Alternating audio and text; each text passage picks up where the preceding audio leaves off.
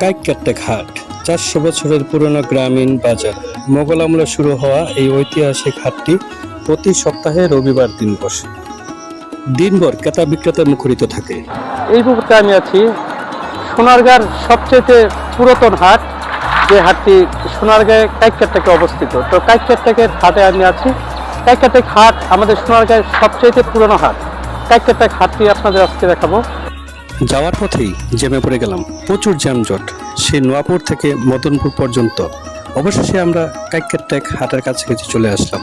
প্রচুর যানজট, এরপরে অল্প সময়ের মধ্যে আমরা চলে আসলাম এই বাজারে। এই বাজারে নিত্য প্রয়োজনীয় সব জিনিসই পাওয়া যায়, প্রচুর মাছ পাওয়া যায়, কারণ ব্রহ্মপুত্র নদীর তীরে এই হাটটি অবস্থিত, পাশে মেঘনা নদী।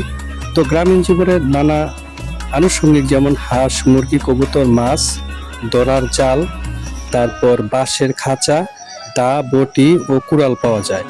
মৌসুমী ফলের চারা, বীজ, ঔষধি গাছের চারা এবং বিভিন্ন ফসলের বীজ বিক্রয়ের জন্য হাটটি খুবই জনপ্রিয়।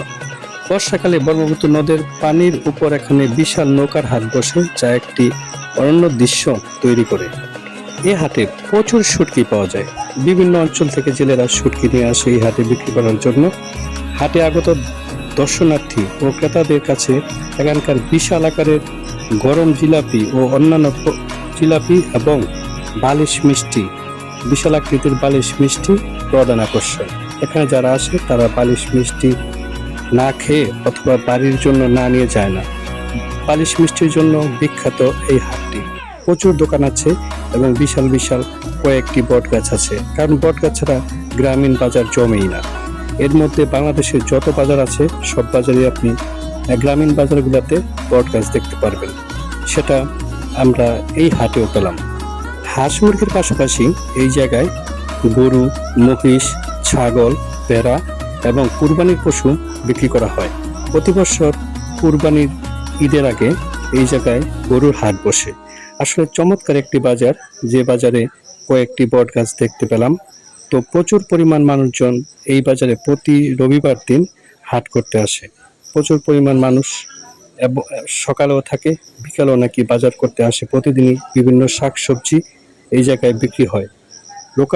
লোকমুখে জানতে পারলাম এই জায়গায় মোগল আমলে নাকি ঘোড়া নিয়ে মানুষজন আসতো বাজার করতে, এবং বড় বড় নৌকা আসতো এই বাজারে বিভিন্ন দূর দূরান্ত থেকে মালামাল নিয়ে এই হাটে। তো খুব চমৎকার একটি হাট, ঘুরলাম, দেখলাম। অবশেষে বাড়ির জন্য মিষ্টিও নিলাম বন্ধুগণ।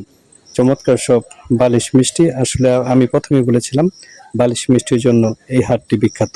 তো হাটটিতে আপনারা যদি যেতে চান তো মোগরাপাড়া থেকে খুব সহজে 15 টাকা অটো ভাড়া, আপনারা অটো যোগে এই হাটে যেতে পারবেন।